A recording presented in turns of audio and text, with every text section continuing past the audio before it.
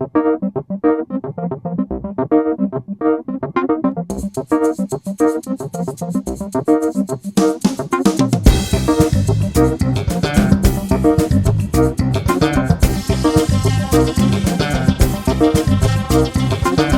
back, everybody.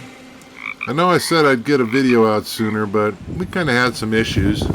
I had a pretty good wind at my neighborhood, blew my canopy apart. But across the street here, if you're watching the upper left corner, we got some pretty hellacious gusts, and it took that tree down right across the road. But, fortunately, most of the people in my neighborhood were trapped in. We only have one way in or one way out. So everybody pitched in, and we made short work of it. Didn't take long. Decided to take my break and go on home and get ready to go up to the mine. And what the hell's wrong with my roof? It says the wind blew half my roof off. Ah, damn it. Well, yeah, and then another gust came up. We were having, 50, 60 mile an hour gusts, and it was just peeling my roof off. Fortunately, it didn't get more than about halfway, but we got a lot of roof damage here. So me and the neighbor got up on the roof and tried to push the roll roofing back. This is a modified roll roofing. It's rubberized, so it doesn't tear easily, but it sure is heavy as hell. But we got it rolled back out, and I put down some boards, some 1x4s with some nails through it to cleat the edges down so it didn't pick it up again and blow it off. Now we just have to wait for the roofer to come and replace that section, because there's nail heads torn through and some nasty looking spots. But that's the wind for you. Back to mining. Well, I loaded up the killdozer and drug a bunch of stuff back here. Got a string of lights strung up. Got our ventilation tube in, and we're working in the back now where we pressure washed, and all this quartz in this big area. This has been stoped up to 12 feet, and when you look real close at the quartz, you can see some little gold speckles. I'm hoping it's gold, not pyrite, but we do have pyrite in here. But there's a lot of white quartz. There's some mineralization, not as much as I'd hoped, but maybe there's enough to give me something out of this. I can show you quartz for hours. There's just so much in here. But one thing I am finding is a lot of spots with pyrites in it. I got pyrites up to yin yang. Well, maybe not that far, but I got a lot of pyrites. Well, but pyrites can have gold in it, right? You got to roast them, break down the sulfide, get the gold out. But I've got a better idea. Why don't I turn this mine into a ride? Like an amusement park, Sell lemonade and sarsaparilla. And our main attraction will be an ore car ride through a mine. And we can have like underground fires, and scary shit can jump out at you. Yeah, I can see it now, man. It's beautiful. And I'll call it Pyrites of the Caribbean. Come on, everybody, sing along. Gold, ho, the pyrites fine with me. We'll roast all the pyrites and smelt the ore, then take them all to town. We'll buy us some whiskey and buy us some rum and drink till we fall down. Gold, ho, the pyrites fine for me. We'll dig us a hole and scream out the gold, or pan it until we all drown. This work isn't easy, but we'll get that gold before we're interned in the ground. Gold, ho, the pyrites fine with me. We like the flour and pickers too, but nuggets is what we adore. Digging and smelting and finding all day, a miner can't ask for much more. And when we are finished, we'll all be rich, we don't know why or what for. With levies and fees and government tax, and we will all be poor. Gold, ho, the pyrites fine with me.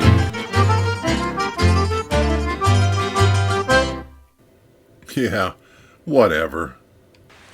So I took a trip down to Acton, and I found this piece of road sitting back up on the hillside. And it's just about the right era for the Monte Cristo wagon trail. And from what I can see, this is probably the only piece left of the old wagon road. Okay, once again, back to mining. After cleaning out this area, I decided that it would be prudent to bar it down.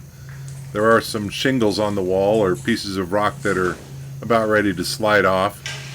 And I don't want to be breaking rock off this wall, jackhammering on it with these things hanging above me. They come down kind of easy, and you don't want to be hit by one. They will ruin your day, or at least break your leg, give you a headache. Any of numerous physical maladies may occur. One way to tell if there's a gap behind the rock is you tap on the rock. If it's got a hollow sound, then you get underneath the corner and pry on it and see if you can break it loose. But this is called barring down. That's my bar down bar. It's for mining. It's an aluminum bar with steel wedges on the ends, and it does a great job, and it's not really heavy. The old guys used to use a iron bar that probably weighed 40 pounds or so. Imagine carrying that around in a mine and poking up in the ceiling with it. But this is only a 10-foot bar. They sell longer ones. You don't want to be up on a ladder while you're barring down, because the rocks that come down can easily take the ladder out from under you, and that'll ruin your day.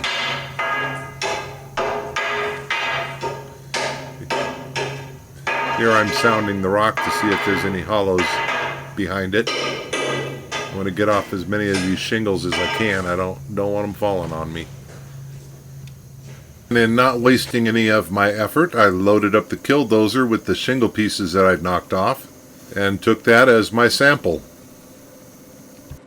Alright, once I got it outside, we transferred the load of rock into the tractor, because it's too far to walk that killdozer down to the mill site. So I'll just use the tractor to transfer it.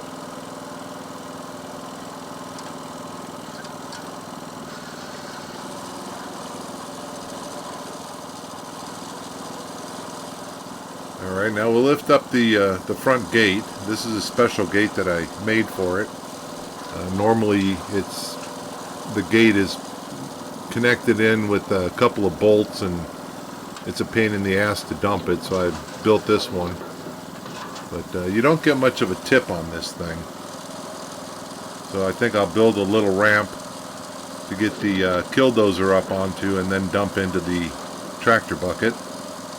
But here I just have to push it out by hand.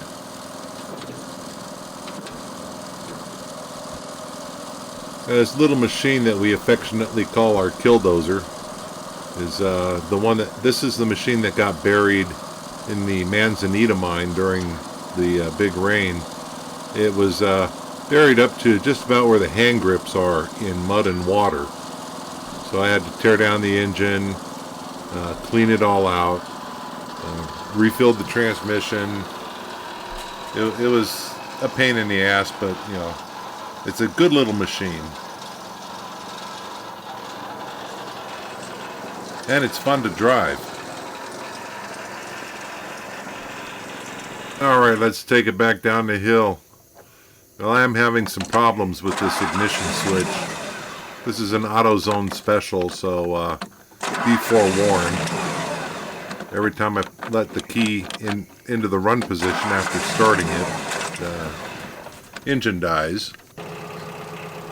Sometimes it works okay and we're able to drive it, but it's just a pain to get it started and keep it running. Maybe I'll get another switch. You see, we're located just above the mill site, so I just gotta loop down around the road down to that level and we're there. Well, here's the larger pieces of the sample that I brought down. That's a bucket full of smaller pieces. But looking at these larger pieces, I don't really see much in them. They do have a coating of dirt on the backside because there's a cavity behind them, and then calcite on the front side. But this is quartz. It's just I'm not seeing any mineralization in it. So what we're going to do is we're going to grind up the smaller stuff, and we'll sample that. And of course we'll start off by using our little homemade jaw crusher. This was made back in the late 60s from what I understand. It tends to work sometimes. Sometimes it even works good, but not often. If I'm lucky, someday I'll save up enough maybe to buy one of those Mount Baker mining and milling crusher systems. That would be nice.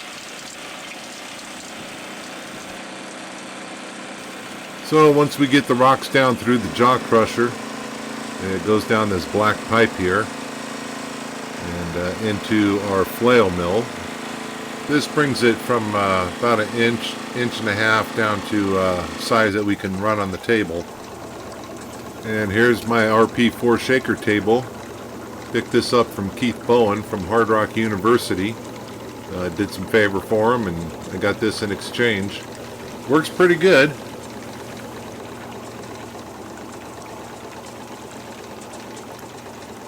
So what our plan is to take the number ones and run those, and then run the number twos as well as a side-by-side comparison, just to see if we're getting any high grades out the number two. But I'm really not seeing much of anything on the number ones or number twos. I don't expect much out of this run anyway. Okay, this is our number ones off our shaker table. Don't really see anything shiny in there. Yeah, maybe that dot in the middle, but not much. And here's our number twos. They're a little bit more coarse. Still don't see anything in that. Okay, I've got two beakers here now, and they're labeled number one and number two. First of all, we're going to take our number ones and put them in beaker number one. We're going to take a 200 gram sample. No particular reason why, but it, gets a nice chunk in the beaker, something to test. Oh, come on, man, you're just screwing around now. Just get the stuff in there and let's move on.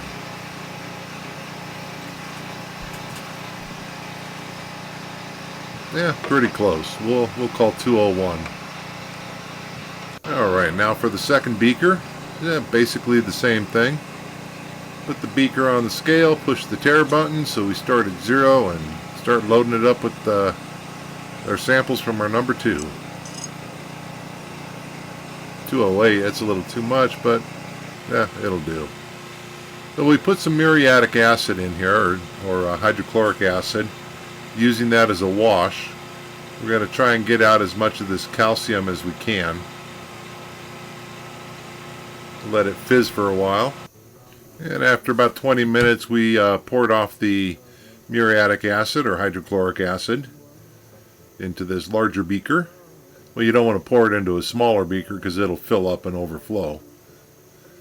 But just pour it slow so you're not dumping your sample into your waste. And then we'll give it a water rinse. Get all the foamy, fuzzy stuff out and start with a clean sample. Now, just the hydrochloric acid alone will not dissolve the gold. You have to mix it with some nitric acid. But the muriatic acid will get out, a lot of the garbage. If you had silver in there, you'd want to do a straight nitric acid wash as well. That will pull the silver out. But as soon as you put the muriatic or the hydrochloric acid and the nitric acid together, you're going to dissolve your gold into solution. So you got to be careful what you do. You got to plan out your steps. If you do get your procedure wrong and you get out of step, you can create chemical compounds that make it difficult to get your precious metals out. So just be careful what you do. Be mindful of where you're going. Here we're giving it another rinse. This is just distilled water. You do not want to use tap water. Tap water has chlorine in it. It also has other dissolved minerals which can give you problems. But the chlorine, if you were doing a nitric acid wash, you would pull the silver into solution, and by putting tap water in there with chlorine, you will wind up generating silver chloride, which will then precipitate out and is difficult to redissolve, or you can't dissolve it in water. So you wind up having to backtrack and start your processes all over again. Alright, next we mix up our muriatic acid with a little bit of nitric in it, making aqua regia. I usually hang about 3 parts muriatic acid to 1 part nitric, or 5 parts muriatic acid to 1 part nitric, just somewhere in there. I don't have a lot of experience in finding large quantities of gold, so I play around with the balance from time to time. Also, you can base this back with some distilled water, thin it out. Sometimes gold doesn't like going into solution if the acids are too strong.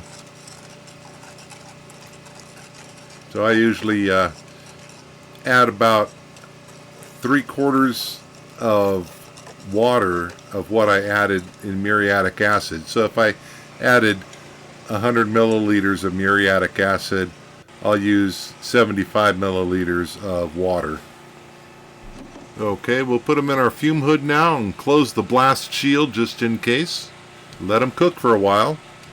Now it's been about 20 minutes, and you can see that the number ones are still digesting some. You can still see some bubbles coming up. The number 2, there's nothing really going on there. So we'll give number 1s a little bit longer to go, and then we'll take our samples and move on. Make sure you stir every once in a while. You want to get the stuff on the bottom mixed in too.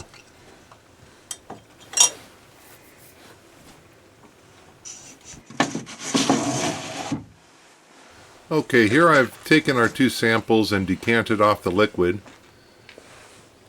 Here's our number 1s. They're a little bit orangish, and the number 2s are a little less orangish. It's more of a yellow. But usually that means that one of them has something dissolved in it that the other one doesn't. Hopefully it's a lot of gold in number 1.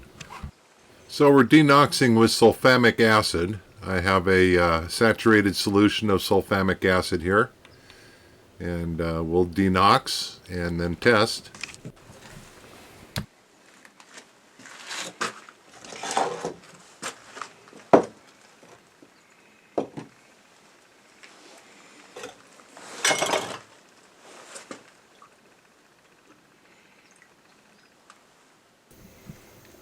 We'll add in a little bit of our sulfamic acid mixture into each of the beakers.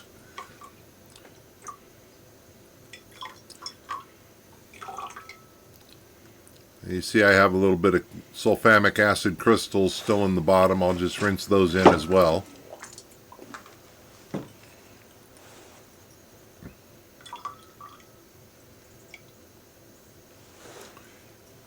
If you pre-dissolve the sulfamic acid, it makes things a little bit easier. The reaction's a little quicker. You don't have to wait for the crystals to dissolve. We'll test about 50 milliliters of each one in a test tube. So we're going to take our number 1 sample and put some in the test tube. And likewise we will do it with number 2.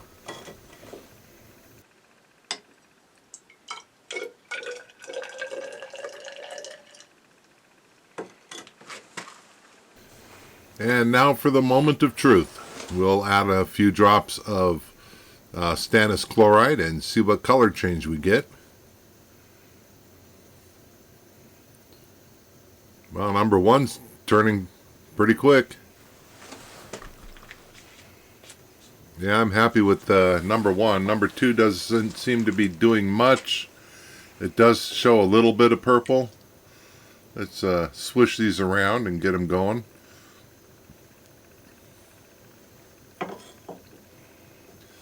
The number 2 is slowly turning, which means there's probably a little bit of gold in our number 2s. But we'll let them set and precipitate out overnight and see what we get in the morning.